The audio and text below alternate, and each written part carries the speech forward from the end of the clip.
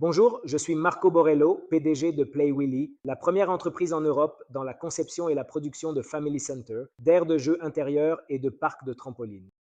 Dans cette vidéo, je veux te parler d'une chose fondamentale, à savoir les coûts initiaux à prendre en compte lors de l'ouverture d'un Family Entertainment Center. Je sais, tu as peut-être déjà une idée claire en tête, aire de jeux intérieurs, parc de trampolines, VR, zone de jeu, peut-être un food court bien structuré. Mais la vraie question est combien cela coûte-t-il vraiment de démarrer? Il y a 10 éléments fondamentaux qui reviennent toujours, quel que soit le format que tu imagines. Et donc je veux les examiner un par un avec toi. Point numéro 1. Le local. Que tu veuilles louer ou acheter, trouver le bon espace fait la différence. Visibilité et accessibilité sont deux éléments qui peuvent déterminer le succès avant même de commencer la promotion. Point numéro 2. Rénovation et design. Murs, sol, lumière, environnement thématisé. Créer une expérience immersive nécessite des conceptions, des matériaux de qualité et une idée claire de ce que tu veux transmettre. Point numéro 3. Équipement et attraction. Aire de jeu, parc de trampoline, VR, jeu de rédemption. Chaque attraction a un coût, mais aussi un potentiel spécifique en termes de retour économique. Tu dois bien choisir et penser à long terme. Et ici, une bonne consultation pour la conception des zones est fondamentale. Point numéro 4. Aire de jeu intérieure. Si ton centre est conçu pour les familles avec enfants, une aire de jeu sûre et engageante est fondamentale. Il faut un équipement certifié, un agencement intelligent et des matériaux de très haute résistance. Point numéro 5. Zone de restauration et boissons. Un espace de restauration fonctionne lorsqu'il est bien conçu. Il doit être fonctionnel pour le travail interne, confortable pour le public et avec une offre qui incite les familles à rester le plus longtemps possible. Point numéro 6.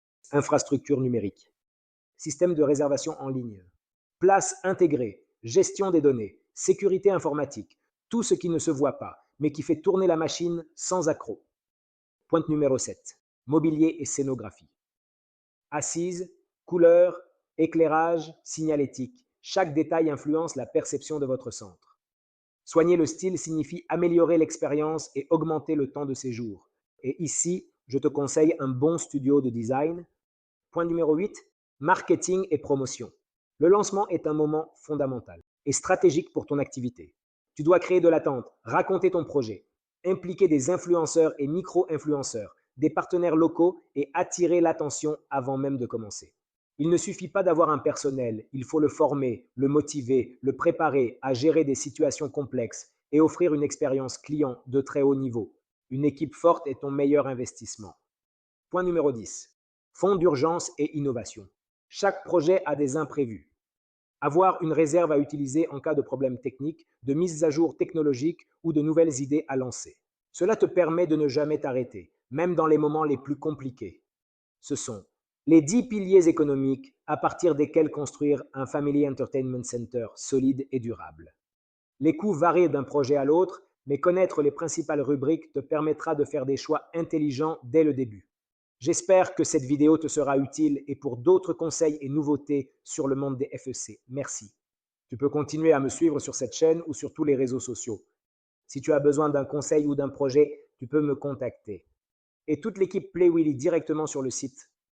De la part de Marco Borello, c'est tout pour le moment et on se voit dans la prochaine vidéo.